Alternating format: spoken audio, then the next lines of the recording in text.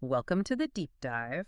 There's this feeling, right? Maybe you've spent years, decades, practicing something, like a skill or maybe a specific practice like Taijiquan, and yet you still feel kind of, well, unsatisfied with where you've gotten. It's a really disappointing feeling, I think.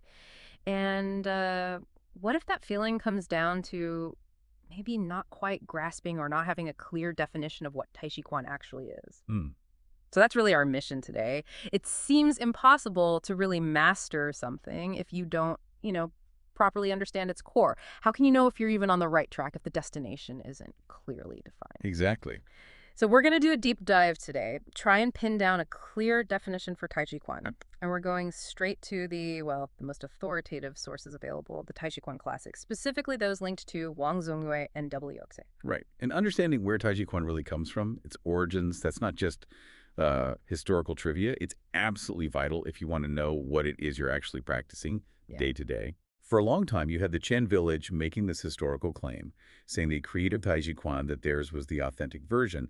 But that claim's actually been largely dispelled within mainland China now. Really? Dispelled? Yeah, most contemporary styles in China today, they don't really uphold that specific Chen origin story anymore. And here's something pretty crucial, the actual term, Taijiquan. It just wasn't in the historical Chen village records before the art got popular elsewhere. Huh. So if that origin story isn't quite solid, what does that mean for us trying to learn today? It sort of frees things up a bit. In a way, yes. It lets you focus more on the core principles rather than getting stuck on just one lineage's narrative. And speaking of how it got popular, it really comes down to Yáng Lùchán. Ah, yes, Yáng Lùchán. He's always described as like a pivotal figure. Absolutely pivotal. It's through his influence, his rise to fame. I mean, he even taught the imperial palace guards in Beijing that Taijiquan gained such widespread recognition. He's undeniable, really, in its historical development and how it spread. And wasn't it one of his students who found something really significant, like a key text? That's right, Yǔxiāng. He was a senior student of Yáng Lùchán back in Yang's hometown. And the story goes, he found this old manual in a salt shop, of all places. The salt shop? Yeah. He believed it was an earlier version of the style he was learning from Yang. This text was attributed to a figure named Wang Zōngyuè. That manual, plus Yǔxiāng's own insights and writings about it, well, they became formally recognized. They became the definitive texts on Taijiquan, first among Yang students, and then for generations after. Okay, so that's the Wang Zōngyuè connection. But when people talk origins, you often hear about Zhang Sanfeng, right? The sort of mystical Taoist priest on Wung Mountain. And there's been speculation, hasn't there, that maybe Yǔxiāng actually wrote the texts he attributed to Wang Zōngyuè, perhaps to create this kind of ancient mystical lineage going back to Zhang Sanfeng. Right, and that's a point that often causes confusion. People sometimes incorrectly think that means the ultimate authority on Taijiquan lies with monks at Wendang Mountain. But it's really important to understand that whole Zhang Sanfeng narrative. It just doesn't have strong historical backing, especially when you remember the term Taijiquan itself only really showed up after Yáng Lùchán's time. I see. So while some Wangdang proponents might claim a direct line back to Zhang Sanfeng, there isn't really historical evidence to substantiate it. The most solid historical figure we can point to regarding Taijiquan is still Yáng Lùchán. And it's pretty much universally accepted across all the schools that trace back to him that Wang Zōngyuè's writings are the most authoritative texts.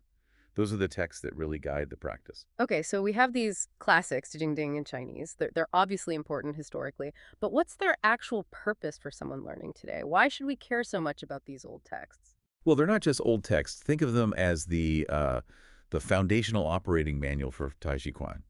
They were written specifically to define the art, to outline its main features, its core precepts. Like a blueprint. Exactly, like a blueprint. Their function is to act as a guide, to stop students from, getting lost or being led down the wrong path by incorrect information. They represent an extremely high standard of understanding and practice, usually developed over many, many generations. Right. It's genuinely thought to be, well, pretty much impossible for just one person to figure all this out, to accumulate this depth of knowledge and skill in just one lifetime. My own teacher used to say, we're standing on the shoulders of giants. And in Taijiquan, those giants go way back. And that's also why finding a properly trained teacher in the whole lineage system became so crucial. To preserve it. Precisely. To preserve and pass on this well, almost sacred knowledge to make sure it isn't lost, and ideally that it's continually refined. Yeah. Okay, that makes perfect sense. So, with that historical context set and understanding why these classics are our guide, let's get to the core mission now, defining Tàijíquán itself. And we'll use that key line you mentioned from Wang Zōngyuè's, explaining the name of Tàijíquán, he says. Tàijíquán, also known as Long Fist, Chanaquan, but also known as the 13 dynamics, good setting. That one sentence seems packed. It sounds like it points to two really distinct stages or aspects, like moving from something external to something internal. It absolutely does. It's incredibly revealing. Let's take the long fist or Tanaquan part first. It's pretty well established now that a lot of the actual movements you see in Taijiquan forms trace back to a famous Ming Dynasty general, Taijiquan. The military strategist. That's him. He selected what he saw as the best techniques from the top martial arts masters of his era. He put together this series of 32 skills, kind of mixed martial arts for battlefield combat. It was known as the essentials of the boxing canon. Now, interestingly, in his own writings, Gōng mentioned something called the 32 dynamics of long fist, from way back in the Song dynasty, attributed to Emperor Song Taidor. And many scholars believe Gōng borrowed the concept, and maybe even some specific movements, from that older long fist system. So long fist was already a known thing. Oh, yes. And that period, Gōng's time, it was seen as a real peak for external martial arts achievement. Very sophisticated. And his troops were famously successful using these techniques, which really cemented their reputation.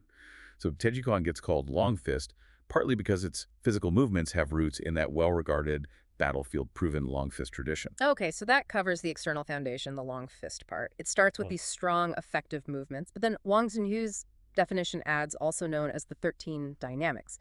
This sounds like the key internal development part. What are these 13 dynamics? This is really where Tàijíquán becomes Tàijíquán, where it evolves beyond just external movements. It's where those robust long fist movements were merged with these really sophisticated internal principles. The 13 dynamics aren't just, say, 13 specific postures or techniques. They represent the entire framework for developing internal skill. A framework? How so? Think of it like the operating system for your body's internal energy and mechanics. It involves a specific way of using footwork. That's the 5 phases part, combined with movements of the arms and torso in the cardinal and diagonal directions, the 8 gates part. 5 plus 8, 13. Exactly. 5 kinds of footwork or stepping, 8 kinds of upper body dynamics. 13 in total. And together they create this complete system, this framework for internal dynamics. It's not actually unique just to Tàijíquán. It's a more general principle for internal arts. It covers a full cycle, including things like the micro and macrocosmic orbits that you find in internal alchemy or Naidan practices. Wow. And you mentioned it goes even deeper, something about connections to Chinese medicine and philosophy. Precisely.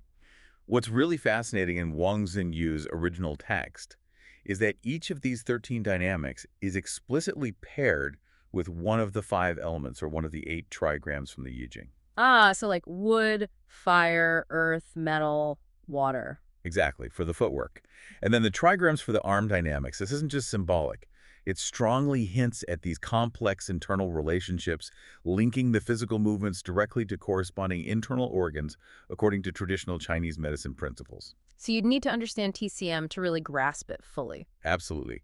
A deep interpretation requires a solid understanding of TCM. It was clearly part of its development.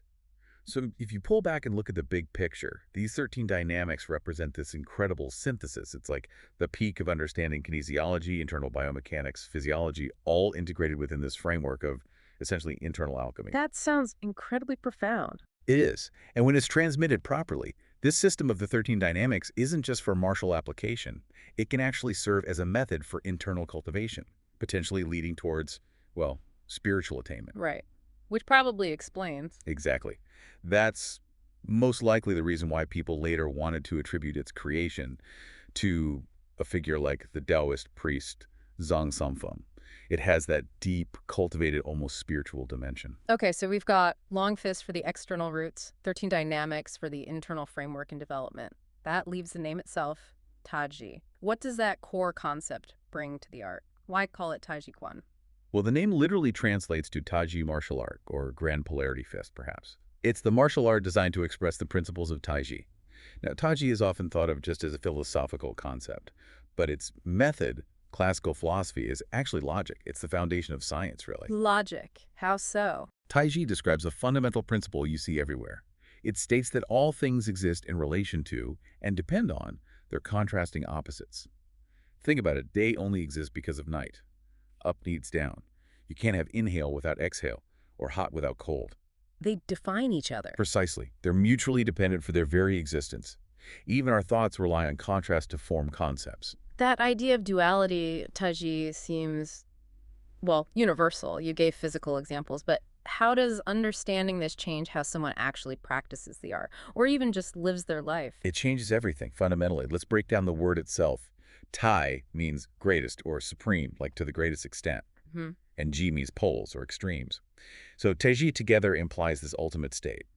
The greatest extent outwards, encompassing everything with nothing beyond it, and simultaneously the greatest extent inwards, the absolute center with nothing inside it. Wow, that's big. It is. It's seen as the all-encompassing first principle. You could even say the first of first principles. It's often compared to the Tao or even the divine.